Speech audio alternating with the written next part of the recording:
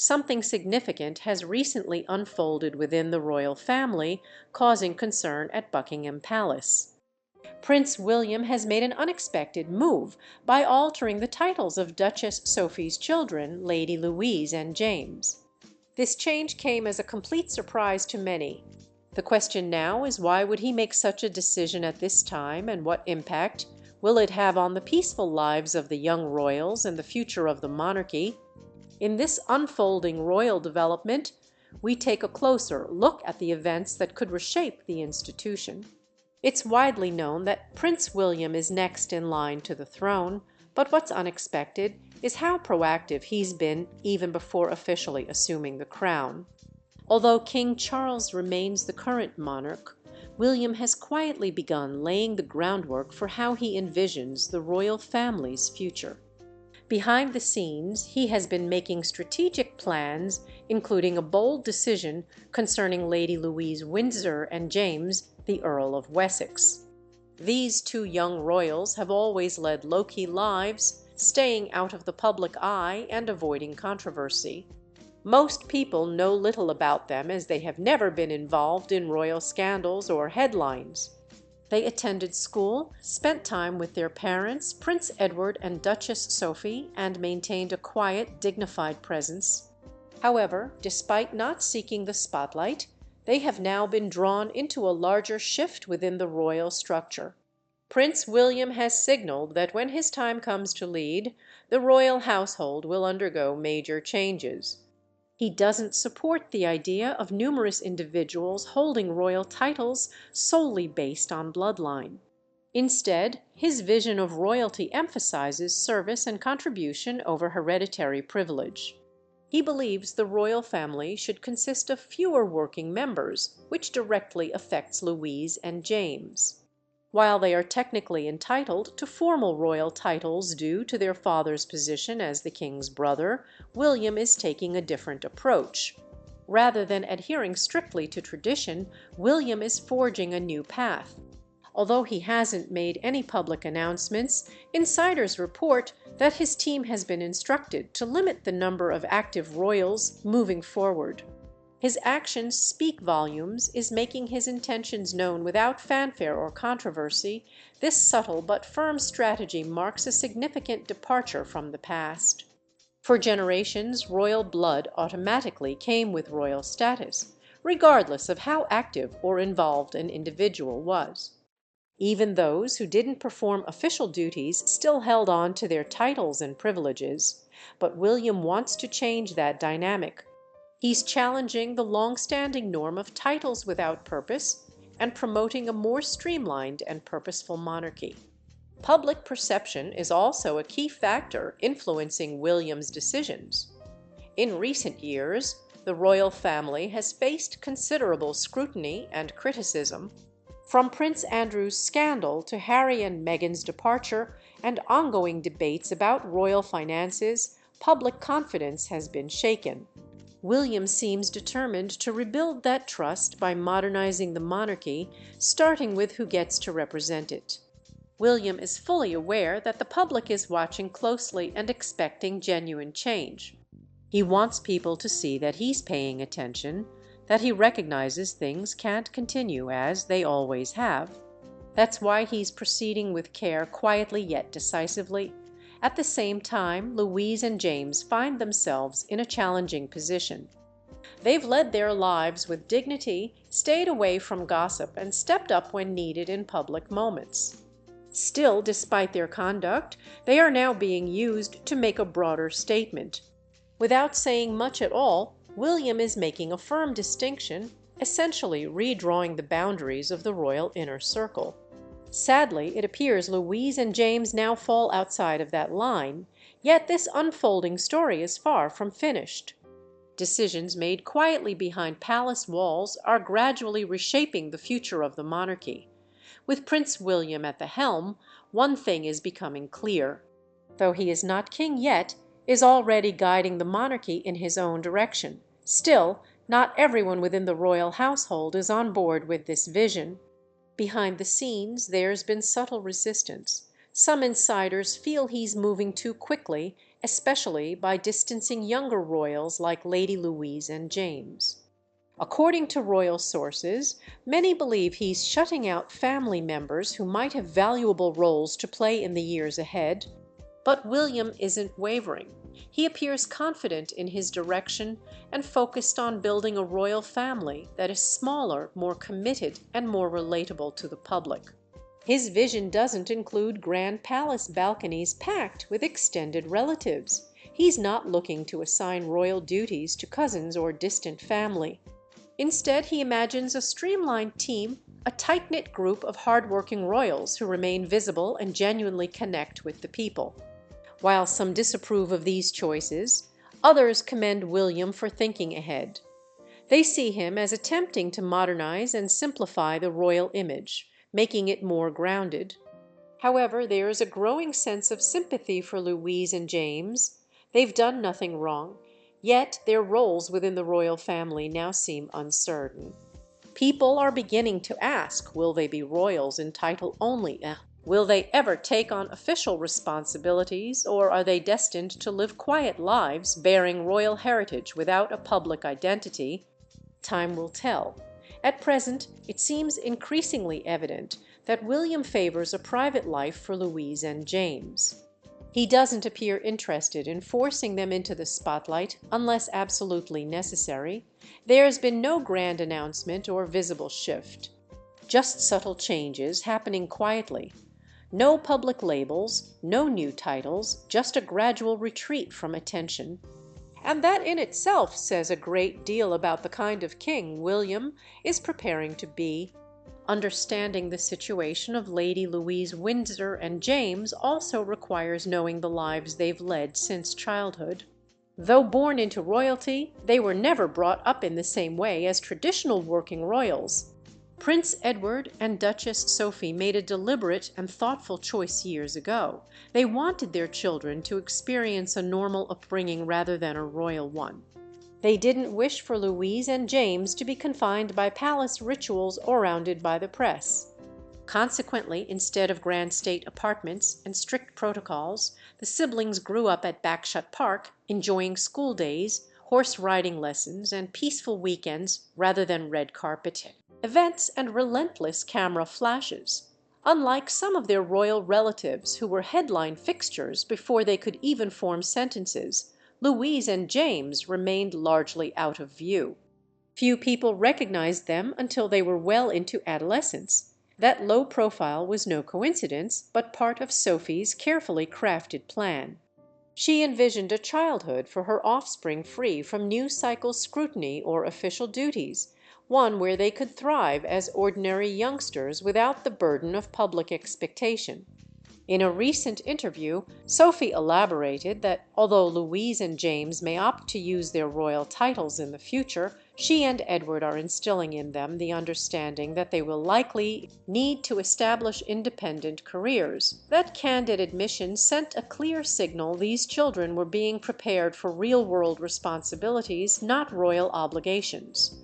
Some observers have been surprised by Prince William's tacit agreement to keep Louise and James on the periphery of the senior royal framework, yet their upbringing suggests this outcome was always destined. Their parents laid out a plan that didn't rely on inherited privilege, and William's informal approach now appears to mirror that philosophy. It isn't a repudiation of royalty, but an acknowledgement that in today's era, being royal can just as well mean embracing a quiet life over constant public exposure. Throughout her youth, Lady Louise has shunned attention. Even when she took part in solemn family rituals, such as walking behind Queen Elizabeth's coffin at the funeral, she guarded her privacy fiercely. Upon turning 18 in 2021, she was entitled to adopt the style Her Royal Highness Princess Louise of Edinburgh. Yet, she surprised many by making no grand announcement. Instead, she quietly maintained the unassuming lifestyle her parents had nurtured, earning admiration for her maturity and discretion. Louise also shared a deep bond with the late Queen, united by their love of horses and carriage driving. Despite that personal connection, when it came time to embrace royal status, Louise chose to step back rather than step up, favoring tranquility over the demands of public duty. With Louise's stance clear, attention now turns to her younger brother, James. Though he has never reached the threshold of royal adulthood, a day will come when he turns 18, bringing with it the decision of whether to claim a title and enter the public arena. At present, James is even more reclusive than his sister, speaking seldom in public and appearing only at major family occasions or national ceremonies. Whether he will follow in Louis's footsteps remains to be seen. Discussions about James's future are already underway behind closed palace doors, particularly now that Prince William is quietly redefining what the royal family will look like going forward, and that places extra pressure on James. Should William continue to slim down the ranks of working royals, James's choice will carry even greater weight. Observers have applauded the way Louise and James have been brought up, enjoying the freedom of ordinary teenage life without sensational headlines, living simply among their loved ones. That tranquil upbringing stands in stark contrast to the media-fueled lives of other royals like Harry and Meghan or the Cambridge children who grew up under constant scrutiny. But there's more to consider, and it may surprise you. While Louise and James seem poised to opt out of full-time royal duties, it's worth exploring what they'd forfeit by stepping away. Declining a royal title isn't merely a refusal of public attention. It's also a rejection of the financial support that comes with it. Full-time royals draw income from several key sources and are obliged to represent the crown at events, official functions, and other engagements. Such roles bring security, media coverage, and a stipend, but they come at the cost of personal freedom. It's a significant trade-off. From the outset, Duchess Sophie and Prince Edward made it clear they didn't want their children to feel entitled by birthright or view royal life as a safety net. They encouraged Louise and James to discover their own paths free from external expectations. Even without formal titles or balcony appearances, they remain royals, and their lives can never be truly private. As Prince William implements his vision for a leaner, more modern monarchy, the spotlight intensifies on Louise and especially James. Everyone wonders whether he will follow his sister's lead or forge a different route. Their unique ability to choose sets them apart in a world where titles and duties are usually predetermined. Traditionally, royal titles are conferred at birth, but Louise and James represent a new generation, one raised with an acute awareness that the world and the monarchy must evolve. Louise has already signaled her decision. James now faces the same crossroads. His choice will speak volumes about the younger royals' views on their roles in today's society. Prince William's long-term strategy is unfolding. He isn't just tending to present duties, but charting a future course. Though Louise and James generally stay out of the headlines, their decisions will anchor this subtle transformation. Whether they accept or decline official roles, they will shape the monarchy's trajectory in unexpected ways. It may be understated, but it holds immense significance. William's challenge to tradition, trimming the working royal roster and concentrating on his immediate family, marks a powerful shift, one that carries real emotional weight. Louise and James never were meant to shoulder this kind of scrutiny. For years, their mother, Duchess Sophie of Edinburgh, maintained a calm distance between her children and the royal tumult. But those days are fading, and Sophie now finds herself in an unexpectedly precarious situation. The tranquil upbringing she painstakingly arranged for her youngsters is being challenged by unforeseen developments. Behind closed doors, tensions have been simmering. The question of whether Louise and James should bear royal titles has stirred quiet discontent, especially as Prince William narrows his focus to his own immediate family. Sophie never sought this spotlight. She and her husband, Prince Edward, always envisioned a modest life for their children, sheltered from the glare of public scrutiny. From the outset, they deliberately forgave Prince and Princess for their kids, not out of disrespect to the crown, but to preserve their children's normally and freedom. Now, William's pushed to streamline the monarchy clashes with that protective vision, effectively sidelining Sophie, Edward, and their two eldest.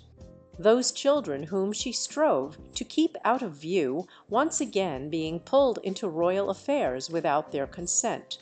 Insiders reveal that Sophie has begun to push back, softly reminding her relatives of earlier assurances. After all, this arrangement was backed by the late Queen Elizabeth herself years ago. She supported raising Louise and James without formal titles. The choice was never an affront to tradition, but a gesture toward childhood innocence. Yet that pact is now under threat. Sophie, once content to watch from the sidelines, is quietly defending the life she built for her family. As the royal household evolves, the fate of Louise and James may ultimately reflect the future path of the monarchy itself, with William dedicating his attention to his direct heirs. The original agreement regarding Sophie's children feels increasingly tenuous. Although William hasn't issued any formal decrees, his actions, like omitting Louise and James from major royal engagements, speak volumes. His priority clearly lies with his own lineage, leaving Duchess Sophie uneasy.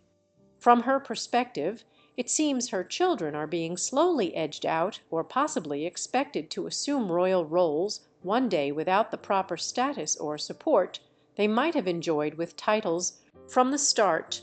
It's a perplexing and disheartening scenario. In public, Sophie continues to appear composed and beautiful, standing with dignity at Queen Elizabeth's funeral and alongside King Charles at his coronation. But those close to her describe a mother torn between her fierce wish to protect her children and her duty to a monarchy. In transition, this debate is about more than mere honorifics. It's about the meaning those titles carry. Without them, one is meant to remain quiet, grateful, and on the periphery of royal life. Sophie finds that expectation difficult to accept. Her children remain direct descendants of the late queen, yet are treated as though they were outsiders. Viewing the situation from a different perspective, Sophie appreciates the broader context. She recognizes the immense pressure William faces. The monarchy has weathered scandal after scandal, from Prince Andrew's contentious dealings to Harry and Meghan's departure and persistent criticism over expenditures and transparency. In response, William has opted to streamline and downsize. He envisions a modern, efficient royal family free from unnecessary commotion. Though this approach may bolster the public image, it strikes a painful chord for Sophie. She isn't seeking fame, nor does she intend to turn Louise and James into headline-grabbing royals. Her plea is simply for fairness and openness. Are her children destined to carry the crown's legacy? If not, they should be allowed a quiet life without looming expectations. If they are, they deserve adequate preparation, support, and the respect required to represent the monarchy with assurance.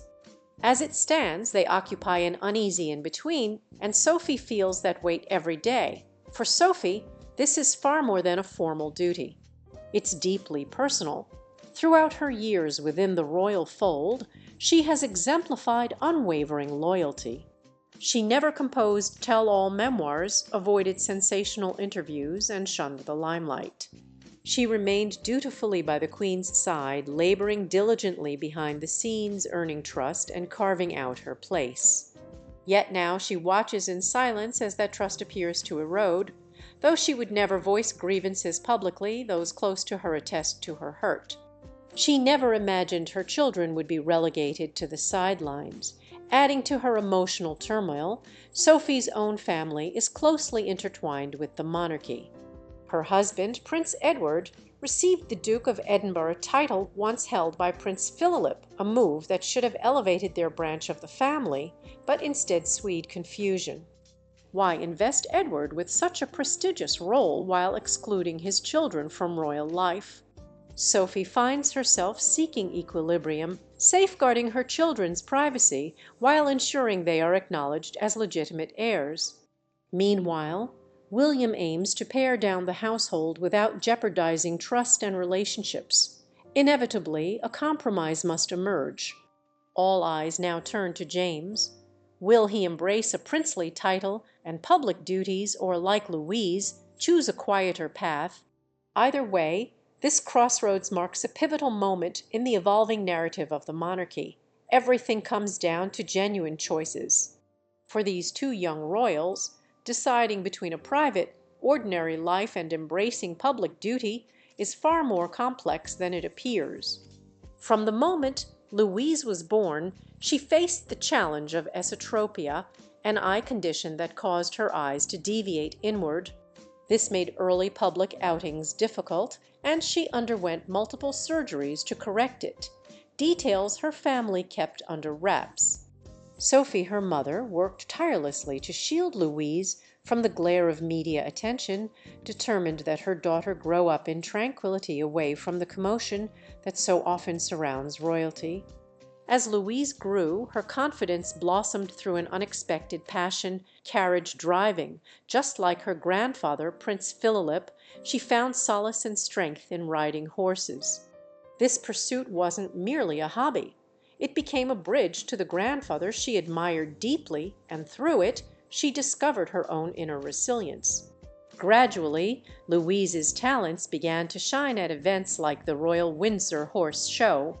Spectators noticed not her wardrobe nor her appearance, but her skill, her composed demeanor, and that unmistakable spark reminiscent of Prince Philip.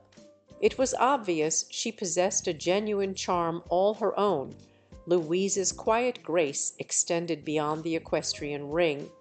She stood behind Queen Elizabeth's coffin during the funeral procession and appeared at significant family gatherings, steadfast and dignified. Each appearance spoke volumes. She was there not for headlines, but out of heartfelt loyalty and family solidarity. Now the spotlight is also turning to her brother James. At just 16, the Earl of Wessex, he is subtly embracing more royal duties than Louise. Whether at the Commonwealth Games, Easter Sunday service, or the Queen's Platinum Jubilee, James has been gradually stepping forward, and royal enthusiasts are beginning to take note. Some speculate he may become one of the next generation's full-time working royals. Behind the scenes, his father, Prince Edward, now Duke of Edinburgh, appears to be guiding him gently toward public service.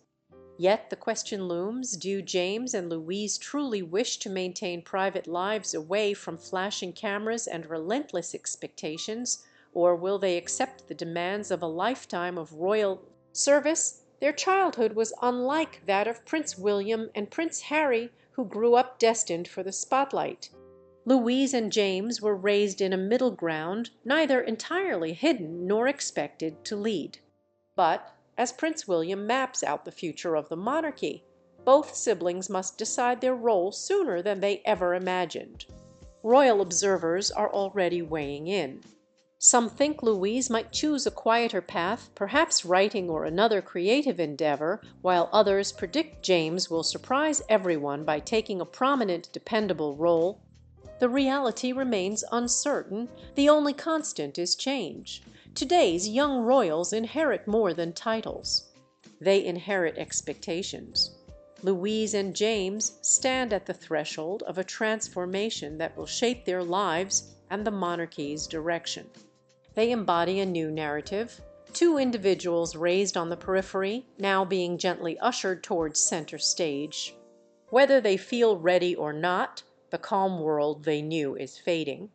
With the Queen gone, King Charles forging his own reign, and Prince William defining the monarchy's next chapter, the pressure mounts for Louise and James to determine where they fit and who they wish to become. For the first time in royal history, younger family members are being asked if they will commit to official duties. Their choices will send a strong signal about how the royal family evolves in a changing world. What do you think of Prince William's vision? Will Louise and James step forward as active royals, Let us know in the comments, and if you enjoyed this discussion, please like and subscribe to Exploration Nexus. Thanks for watching, and see you next time.